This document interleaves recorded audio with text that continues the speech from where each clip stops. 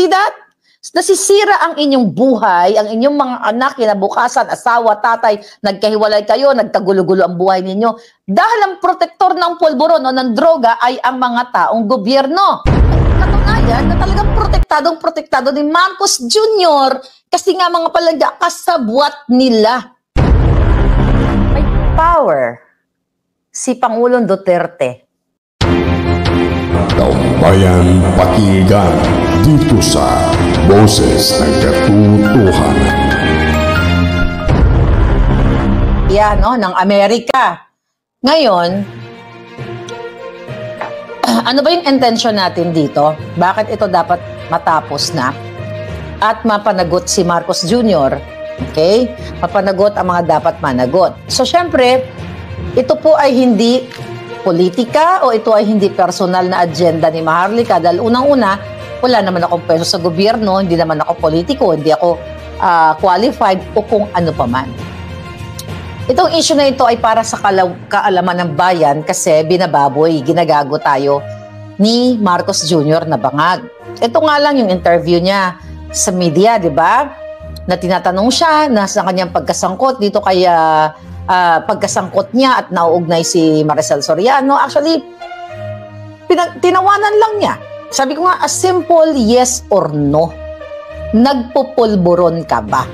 Sinagot na ni Atty. Glenn na pwede siyang ma-contempt kung nasa korte siya.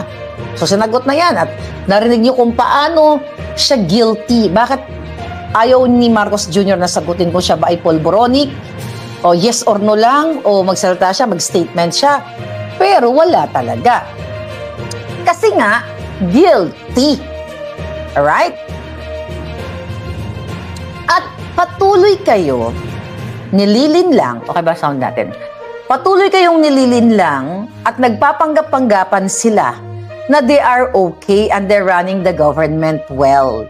Pero ang totoo, hinuhubas nila ang pera ng bayan. Inuubos nila, hinahakot, papuntang mga offshore accounts, pinahirapan kayo, ginigipit, like yung maisog rally, binawi ang permit at pinipilit na balahurain tayong lahat. Ayaw magsalita ni Marcos Jr. Ang mga kongresista, kino-cover up siya. At si Morales, ang tinitira, pinaka-character assassinate. Imbis na ang mga kongresista ay katuwang natin na palabas kung ano yung katotohanan at para magkaroon sila ng maayos na batas o amyendahan ang mga batas like Kongreso at Senado. Yun nga yung sinasabi ko, mga palangga, para sa susunod na halalan, kung maganda ang batas, lahat ng mga taong gustong pumasok sa politika ay open yung kanilang drug test, hindi lang 2 minutes, katulad ng ginawa ni Marcos Jr. Dapat open sa publiko kasi hahawakan nila ang pondo ng bayan. Nakasalalay sa kanila ang obligasyon, nakaatang sa kanilang mga mandatod na sila ay ipapahamak ba ang bansa, nanakawin ba nila. So you know that already, corruption, extortion, bribery, smuggling, na yan ang pinamumunuan ni Kuting Marcos Jr. at ni Lisa, ang kanyang mga kasabwat, pati kidnapping, pinasok ni Lisa, lahat na ng kasamaan nasa kanila na. Now, bukas na ang hearing. Pilit nilang pinapatay ang issue. Buti nga itong mga mainstream media ay wala na silang parang sukol na sila kaya kailangan nila ibalita. And good thing din yung reporter na nagtanong kanina dyan sa Pilipinas, nagkaroon ng lakas ng loob pero patawa-tawa. You know what? I don't know who's that reporter. Kayo mga mainstream media, kayo mga reporter, mga journalist na sinasabi ninyo ay kayo ay fourth estate, katuwang may obligasyon kasi kataang bayan. Bakit pag tumatanong kayo, tinatanong nyo parang, ay sir, kasi po may sinasabi po sila na ganito po, para kayong takot na para kayong walang mga bayag. Ganyan ba ang training nyo sa journalism? O kung journalist kayo o nag-aral kayo sa career na pinatutunguhan ninyo o na ini-enjoy ninyo? Seryoso ang usapan. Kung ako journalist, Mr. President, ano ang may comment mo na ikaw ay sinasabing bangag o ikaw ay sinasabing sangkot sa pulburon, sangkot sa droga, ganito, ganyan. Hindi yung, ay sir, kasi ganun. Anong kagiatayan yan? You know, I don't know kung sino, ganyan ba kayo? Ganyan ba ang training? Seryoso ang usapan, national interest. Nasisira ang buhay ng pamilya ninyo dahil sa pulburon. Maaring isa sa dalawa sa inyong nanonood ngayon, kayo ay namumroblema sa inyong kapatid, kamag-anak, tatay, nanay, anak, na nasasangkot na lubog sa drogang pinalaganap ng mga jutang ginimis na mga nasa gobyerno. At etong si Marcos Jr. na presidente na kasabwat sa lahat ng mga ilegalidad sa Pilipinas, that's a 1.8 billion na naging 1.4, naging 1.2 na walang ginawa. Okay? Etong nakaraang hearing, actually walang nangyari kasi executive session. Protektado itong driver na nahuli daw nila. Pero yung pala may mga kaso dito sa Amerika na charge ng pang-chuchuk-chak. You know that already. Walang pangalan sa kanyang mugshot, binlared nila. So, katunayan na talagang protektado ni Marcos Jr. kasi nga mga palangga, kasabwat nila. Okay? Kasabwat nila ang mga polboronic. Balikan natin, kasabwat nila, ayan, kasabwat ni Lisa ang smuggler. O yan, na pinangalanan sa Kongreso na ayaw ipatawag si Michael Ma, inappoint na special envoy to China. Ayan, kasabwat nila. Kasabwat ni Lisa, ni Carte Jr., ayan si Sayarot na nahuli ng pulburon kasama sa New York. Ayan, di ba? Paulit-ulit, ang daming kasabwat, pinalaya. Ito, pinalaya ang Indian national na nahulihan ng bonggang-bonggang papasarbog. You know, inarbor yan ni Mel Robles at ni Lisa Ahadraneta Marcos. So, yung gobyerno nyo ay isang mafia at sindikato. And now, mga kababayan, alam ko excited na kayo. Alright? Breaking news. Okay? Confidential informant, kilala na. Tanungin nyo ako, yes, kilala ko na siya. Pero, ito ang description. Magi-guessing game muna tayo. Alright? Magi-guessing game muna tayo ng bonggang-bongga. Here we go. Okay. Ayon ito sa ating mga juting jahas, okay? Mga juting jahas. Actually, ang ating mga puting ahas dito, mga pwedeng from PIDEA, from PNP, from AFP. Okay? Ito yung operation na gaganapin sana sa Rockwell, Makati. Mga palangga. Ayan ha. Uulitin ko sa inyo. Hindi lang isang tao o isang impormante, okay, ang pinanggalingan ng impormasyon. Yung impormante, di ba? Hindi lang iisa, dalawa, o maybe more than that. Okay? Higit pa sa dalawa. Yun ang nakarating sa atin na kung gagawin lamang ang thorough investigation tomorrow, together with the other senators, not only Bato as a chairman, kaya nga dapat yung mga hinayupak na members of that committee nandoon din. Unang clue. Okay? Ang impormante na dapat maipatawag at buhay pa. Nakagugugel ko lang, buhay na buhay sila. My God. Ito ay anak-anakan ni Maricel. Okay? Di ba ang tawag sa condominium, doon sa Rockwell sa kanya, inay, di ba ang tawag sa kanya showbiz, ay inay. First clue, dalawa lang muna bibigay ko sa inyo.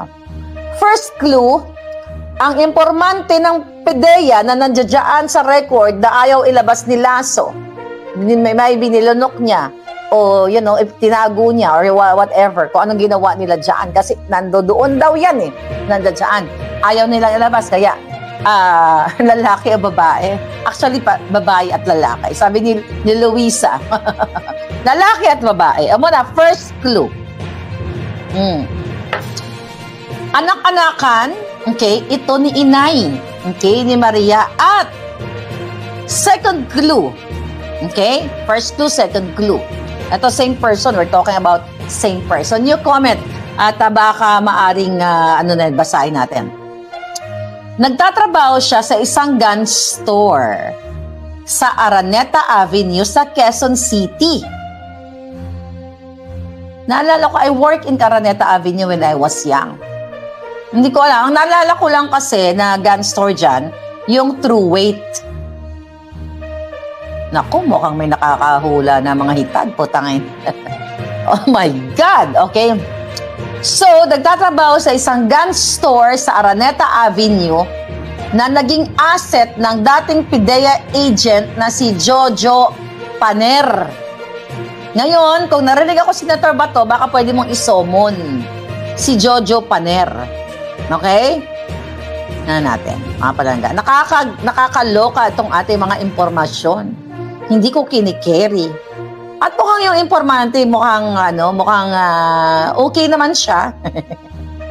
Mukhang okay naman siya. Alright? Okay, tignan natin dito. Sino? Nakaula na ba mga palangginging? Okay. Alright, mga kababayan, yan ang clue natin. Maluloka kayo. Actually, mukhang okay naman na siya ngayon. May anak na. Basta anak-anakan siya ni Maricel. Siya pala ang nagsumbong ayon sa ating source. Hindi sa akin, ha? Dahil ako, dito naman ako. Wala naman ako dun sa pinangyarihan. Isa siya sa informante, okay, na alam ni Francia, Director Francia, okay, at ni, sino yung isang pinatawag niya? Si Corioso, si Dave Corioso. Asan na yun? Diba? So, alam ni Francia, alam mo Francia, Director, alam mo rin Morales, alam mo Corioso, kung sinong tinutukoy ko. Kaya kung ako sa inyo, kumanta na kayo. Ikanta nyo na ng bonggang-bongga para naman may magawa kayo sa inyong bayan. Well, si Morales kumanta na, si Francia nagsisinungaling pa, si Corioso yung asawa niya, di ba? Na isa sa mga pinilit ni Lazo na as a witness na wala naman sa pinangyarihan, nandoon, di ba, sa PDEA. Pero itong first clue natin na informante, tika magbasa muna ako, baka nahulaan na ng mga hitad. Sabi ng iba si Diwata. Alam nyo, nagiging excited ako, parang kinakabahan ako ano yung mga susunod na mangyari kasi bubulaga talaga to eh. Kasi, yung very close dito sa ating unang confidential, nasa first confidential informant pa lang tayo ha, anak-anakan, okay, ang tawag niya inay-inayan. Then, ang tanging gusto lamang nitong anak-anakan during that time ay marihab daw si Miss Terry, okay, si Miss Maricel. Kaya gusto ko lang pong linawin, ang subject natin dito actually hindi si Maricel Soriano, siya lamang ay biktima ng itong mga pulburon na ang nagpapalaganap ay gobyerno. Nagpapalaganap, ang nagpoprotekta ay mga dating Executive Secretary Paquito Ochoa, nakasabwat ni Lisa. See that? Nasisira ang inyong buhay, ang inyong mga anak, kinabukasan, asawa, tatay, nagkahiwalay kayo, nagkagulo-gulo ang buhay ninyo. Dahil ang protektor ng pulburon o ng droga ay ang mga taong gobyerno. Katulad ni Ochoa, ayon sa statement ni Morales, okay, kaya kaabang-abang. Pero itong first clue na ito, mga first confidential informant na ito, mga palangga. Nako, grabe yung mga hula ninyo. Actually, nandiyan na siya sa hula ninyo. Damihan nyo pa para magkagulo-gulo. Pero sabi ko, bakit ako excited at kinakabahan?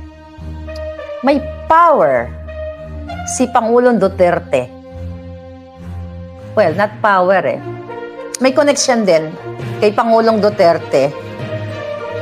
Baka pwedeng mahimok. Baka pwedeng mahimok. True friend of Pangulong Duterte na may connection din dito na baka pwedeng hilutin na, babe, lumabas ka na. Nagets nyo? Bala kayo, basta, okay, yung iba nakukuha nila eh. Nakukuha nila. Okay? Nakukuha nyo. So, yung intention lang na ma-rehab itong si Miss Maricel. Okay? Maganda na yung buhay niya. Nakikita ko naman siya. Parang gusto ko nang sabihin, pero wag na lang. Okay? Kasi gusto ko sa Senado, wag na natin agawan ng trabaho ang senador. Wag na natin agawan ng trabaho ang mga senador. Pero kung ayaw nilang gawin, aagawan ko sila ng trabaho dito sa pamamagitan ng ating media. So, ang malungkot lang dito kasi medyo, nananahimik na kasi itong mga taong ito eh. Pero I'm sorry sa inyo ha. Kasi presidenteng bangag ang issue dito. Kahit na may maayos na kayong buhay, nananahimik na kayo, okay na kayo, pero sa ngalan ng Republika ng Pilipinas, sa ngalan ng lagi nating sinisigaw, mahal kong inang bayan, ang mamatay ng dahil sa'yo, di ba? Pag kumakanta tayo ng Lupang Hinirang, bayang magiliw, duyan ka ng di ba lagi natin kinakanta, ang pinakadulo, ang mamatay ng dahil sa'yo. Tapos nanunumpa tayo sa watawat when we were young. So, kung itong impormanteng ito ay gusto niya talagang makatulong, maliban kay Miss Maricel Soriano, gusto niya makatulong sa bayan, and sabi ko nga, once and for all, kasi may past din siya eh. Okay? Mayroon din siyang pinagkalugmukan. Ito yung clue. Yung pangalawang clue, yung pangalawang informant, mas madali niyong mahulaan. Kaya, asan na nung hula niyo? Ay, abaw, Diyos ko po, mukhang lumalabas na yung mga pangalan. So, pero hindi natin bibig kasi ayokong agawan ng eksena ang mga senador. They have to do it. This is not my job. Kung ako ay taga-PDEA, gagawin ko, lalabas ko lahat sa inyo to. Pero hindi naman ako part ng government eh. I'm just helping. Para mapanagot natin si Marcos Jr. kasi binabangag niya ang inyong buhay. Sinisira ni Marcos Jr.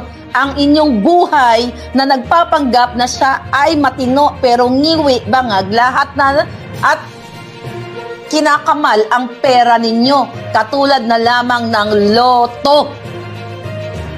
Kaya tayo galit na dapat mawala na yung jutang ginimis. Ayan, jutang ginimis na presidenteng bangag. Pinagloloko niya ang taong bayan. Simpleng yes or no. Hindi niya kayang sagutin. Okay? Ngayon, mga palangga, kung talagang gustong tutukan ng Committee on Public Order, okay, at ni Senator Bato, ang chairman, yung kasong ito na talagang gusto niyang makakuha ng ebidensya o makuha yung mga pictures and videos, pipigain niya ng bongga-bongga dito sa confidential informant, mga informant na ito. Pero you'll never know. Baka may pagising nyo, breaking news, nandito na sa channel natin. Mga mahalagang isyu ng bayan ay nangangailangan ng boses ng sambayanan. Ito ang programa na nagbibigay boses sa taong bayan. Ito ang Boses ng Katotohanan.